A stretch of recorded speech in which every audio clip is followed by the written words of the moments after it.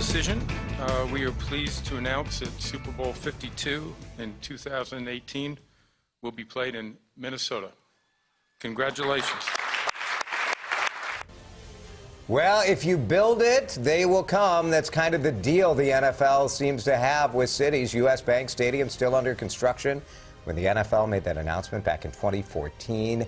Nearly 4 years later, here we are, Super Bowl Sunday at the stadium the people of Minnesota helped pay to build. And what a ride it's been. Richard Davis, Executive Chairman of the Super Bowl Host Committee, is here with us this morning. Good morning. Good morning. Glad to be here. Well, thanks so much for coming in. I'm sure that you've had quite a busy couple of days, but it's been going so well. Thank you. The crowds have been just amazing downtown. And the volunteers, let's give it to them. They have just been clutch on this. The volunteers, we had 12,000. We selected to yield 10,000 because every Super Bowl before, so you'll lose 20%.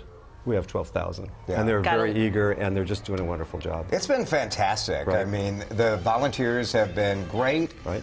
There have been some griping, as you would expect, about the weather. Right. You knew that was going to happen. Which is why we called it the Bold North. Yeah. In fact, think about it. If it had been 50 degrees, well, we would have celebrated that too.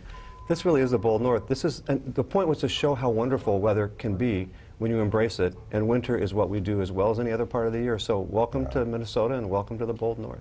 And of course, there's been a lot of security that we've all noticed, and I've heard from a lot of people that they felt really safe down here, downtown Minneapolis, seeing the National Guard help out and that sort of thing.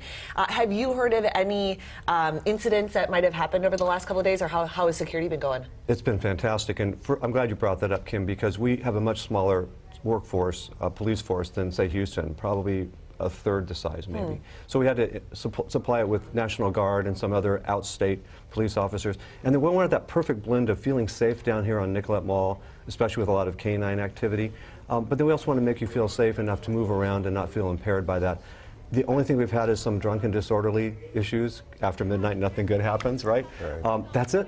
I mean, it's been remarkable. Our police force has led this thing and choreographed this for 2 years, and we should be very proud of I mean, you get a mixed reaction, of course. Some people feel it's overly militaristic. Right. But this is, I don't know if people have their handle on what a major international event this is. It's a level 1 security event, and there are very few of those every year, which provides us with the best access from national support. And I think you'll find that even throughout the day, people will feel that right blend of safe and yet the ability to move about and be mobile. Favorite thing so far this week for you? Well, I got to do the zip line first. I was the guinea pig on the zip line. That was amazing, and 10,000 people probably almost by now have done that.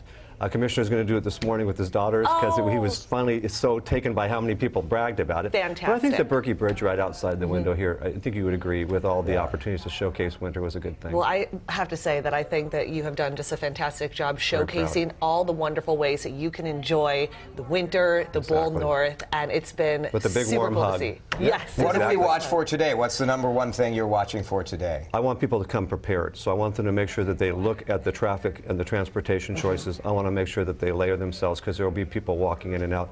And then, Jason, I want them to just look around and see this amazing place called Minnesota and want to come back on purpose and in the winter because we do it so well. Good. Richard Davis, thank you so much. Appreciate it.